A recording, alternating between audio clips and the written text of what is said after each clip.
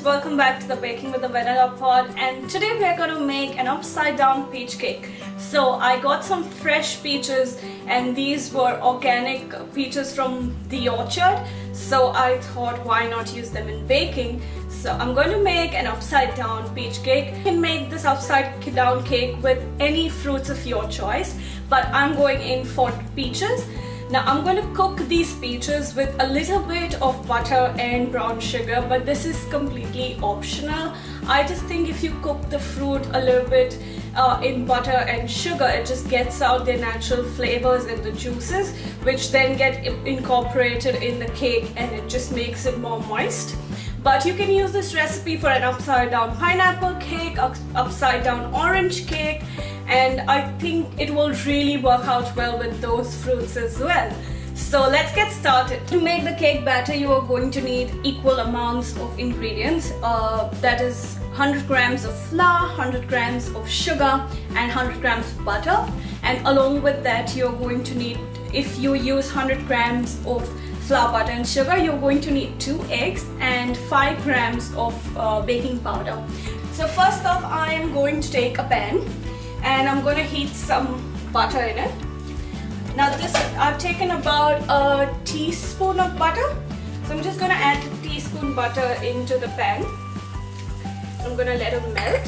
I have cut these peaches into quarters. I'm just going to add this to the pan and then sprinkle some sugar on top. Now I'm using brown sugar, but you can go ahead and use caster sugar or just normal granulated sugar. I just like the flavor of brown sugar, and also because I'm using peaches and I think it's just a very warm fruit, and I think like a warm cinnamon flavor would really go well with it. So I'm just adding about half a teaspoon of cinnamon powder to it, but again that's all optional.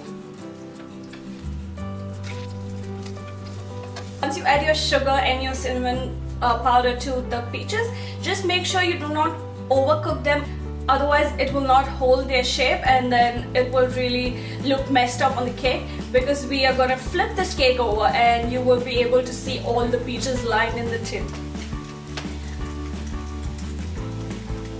You'll have to cook these peaches until the sugar on top just melts and you will know that your peaches are ready.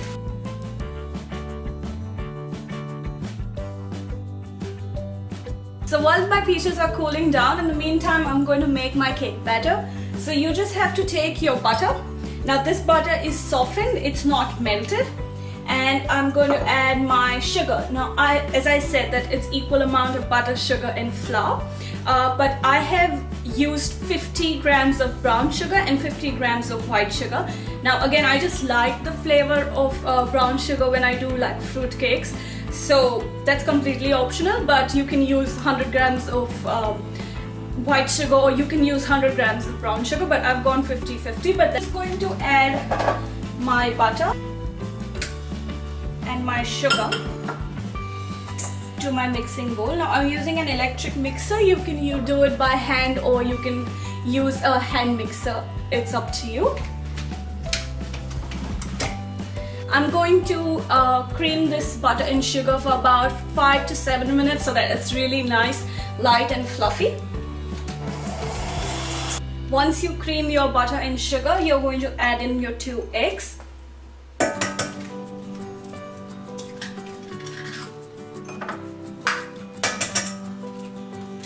And once I add the egg, I'm just going to give it a mix again and then add my flour and baking powder, and that's the cake batter is ready. I just thought I'm going to be a little cheeky and make this recipe a little more warm. So I'm going to add about 15 ml of dark rum, but this is completely optional. If you don't want to have any alcohol in there, the batter is just fine by itself, but I thought I just want that extra flavor in it, so I'm going to add 15 ml of dark rum to the batter.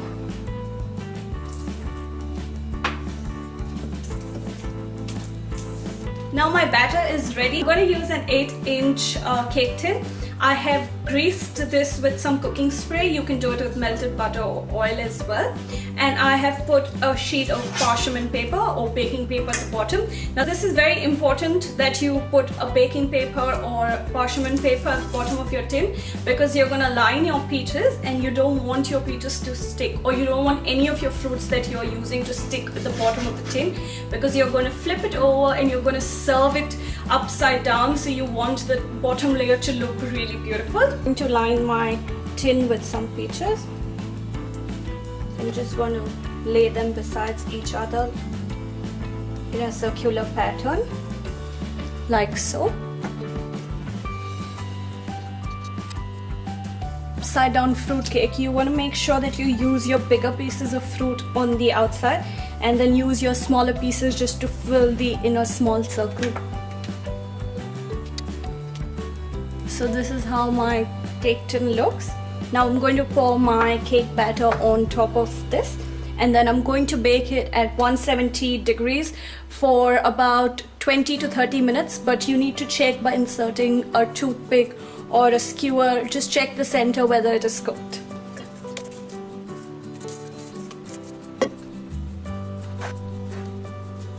It took about 30 to 35 minutes for my cake to bake, and pretty it looks. I've just topped fresh blueberries and I can actually see the steam coming out because I just took it out from the oven and I allowed it to just rest in the tin for about 15 to 20 minutes, and then I turned it upside down. If you like this video, give it a big fat thumbs up and also share this video, and please subscribe to our channel, The Baking with the Vanilla Pod. Until next time, happy baking!